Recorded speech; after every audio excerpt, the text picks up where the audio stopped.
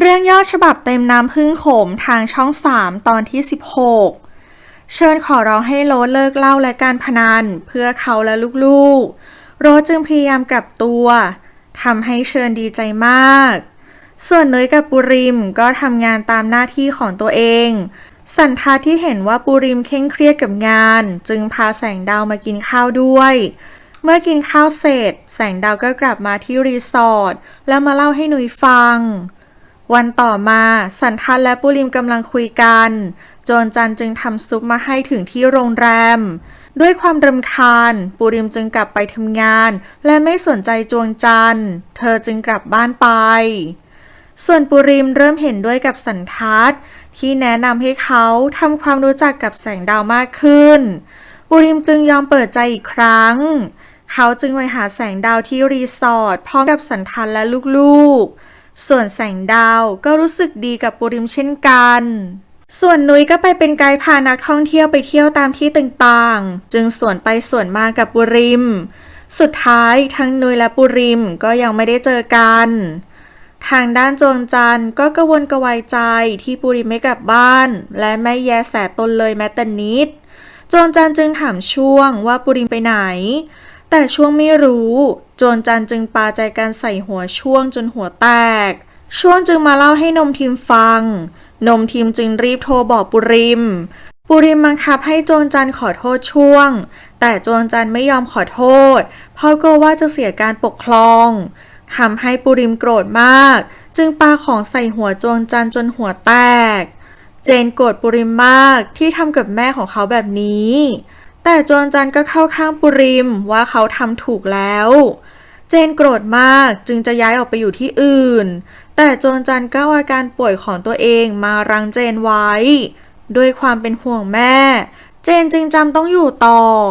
นมทิมมาต่อว่าปุริมที่ทำร้ายจวงจันทร์ปุริมจึงขอโทษนมทิมที่ทำแบบนั้นลงไปตอนที่17สันทัดไปรับแสงดาวมากินข้าวที่บ้านของปุริมแสงดาวจึงชวนนุ้ยมาด้วยแต่พอมาถึงที่กรุงเทพนุ้ยก็ขอไปเยี่ยมแม่ที่บ้านแสงดาวจึงไปบ้านปุริมกับสันทัดเมื่อแสงดาวมาถึงปุริมก็แนะนำทุกคนให้แสงดาวรู้จักยกเว้นจวงจันทร์สันทัดจึงช่วยแนะนำให้จวงจันทร์พยายามวางตัวเป็นเจ้าของบ้านและเจ้าของปุริมแต่แสงดาวก็ไม่ได้ใส่ใจและยังตอบกลับจวงจันทร์ได้อีกด้วยเมื่อแสงดาวกลับไปจวงจันทร์ก็คุยกับเจนว่าไม่ชอบแสงดาวและกล่าวว่าเสียดายนุ้ยเพราะถ้าเป็นนุ้ยเธอก็ยังควบคุมนุ้ยได้ระหว่างที่สันทัดขับรถไปรับนุ้ยกับแสงดาวเขาจึงขอโทษแสงดาวที่ทำให้เธอมาเจอกับเรื่องวันนี้แต่แสงดาวก็บอกว่าไม่เป็นไรเธอเข้าใจและเธอก็รู้ว่าจวงจันทร์เป็นมากกว่าพี่สะใภ้ของปุริมแล้วถ้าปุริมเคลียร์เรื่องต่างๆได้แล้วเธอก็พร้อมที่จะคบหาดูใจกับปุริม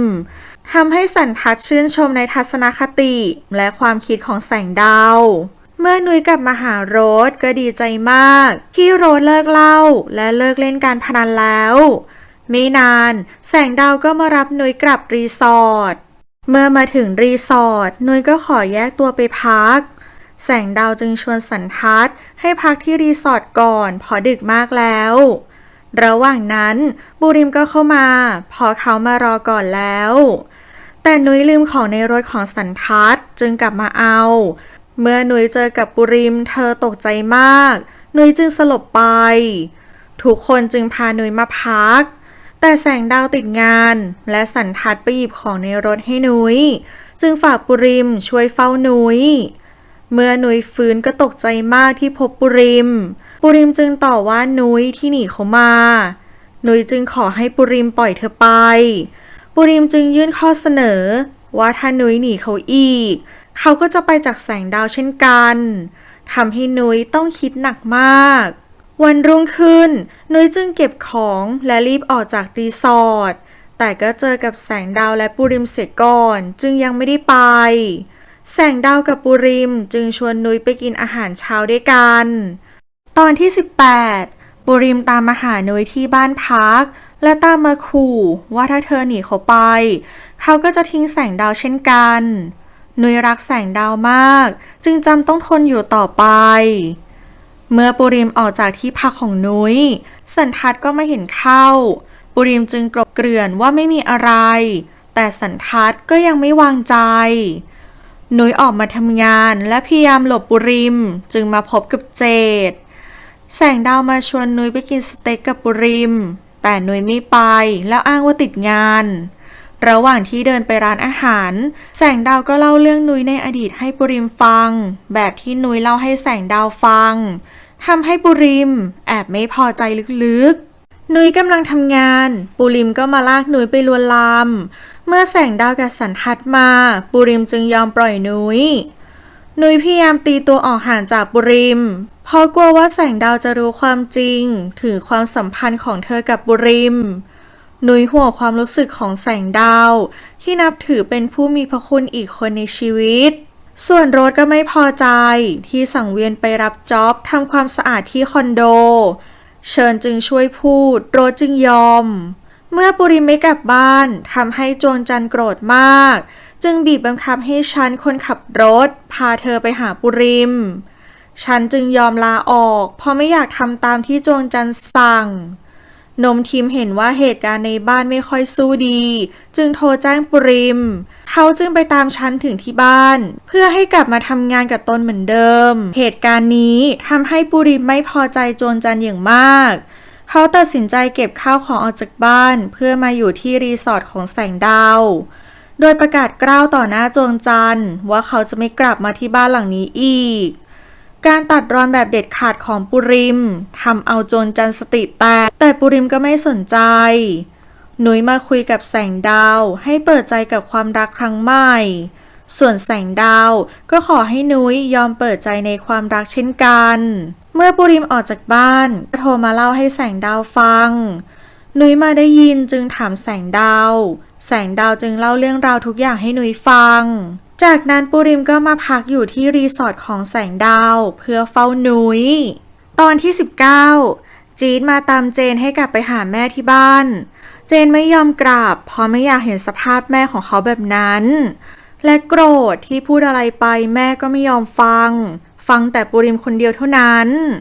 เมื่อเจนกลับมาหาจวงจันทร์เธอก็ดีใจมากแต่ก็ยังดื้อและไม่ฟังเจนอยู่ดีเจดแวะมาหานุ้ยจึงตัดสินใจพูดกับเจดตรงๆว่าเธอไม่ได้ชอบเขาและพยายามอธิบายจนเจดเข้าใจจากนั้นปุริมก็ตามมาวอแวร์กับนุ้ยโมโหเลยเอาขวดตีหัวปุริม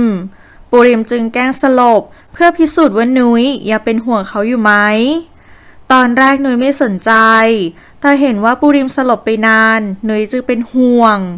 เมื่อนุ้ยเข้ามาใกล้ปุริมก็กอดนุ้ยไว้นุ้ยโกรธที่ปุริมโกหกจึงวิ่งลงทะเลแล้วหายไปปุริมจึงตามไปช่วยนุ้ยขึ้นมาจนได้คืนนั้นนุ้ยจึงขอแสงดาวกลับไปเยี่ยมแม่ที่บ้านแสงดาวจึงยอมให้นุ้ยกลับไปเยี่ยมแม่วันต่อมานุ้ยกำลังจะกลับไปหาแม่แสงดาวจึงฝากนุ้ยไปกับปุริมเพราะเขากำลังจะกลับไปทำงานที่กรุงเทพพอดีปุริมพานุ้ยไปที่บ้านที่เขาตั้งใจซื้อไว้เพื่ออยู่กับนุ้ยหลังจากจดทะเบียนสมรสเมื่อนุ้ยมาถึงก็พบว่าบ้านสวยมากและซึ้งใจ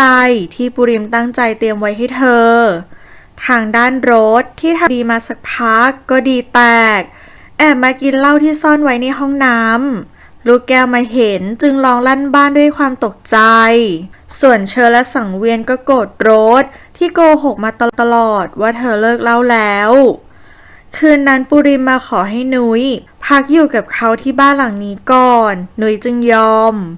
เมื่อปุริมไปอาบน้ำเจนก็ไลน์มาขอให้ปุริมกลับมาช่วยคุยให้จวงจันทร์ไปโรงพยาบาลแล้วนมทิมก็พยายามโทรมาหาแต่ปุริมก็ไม่รับ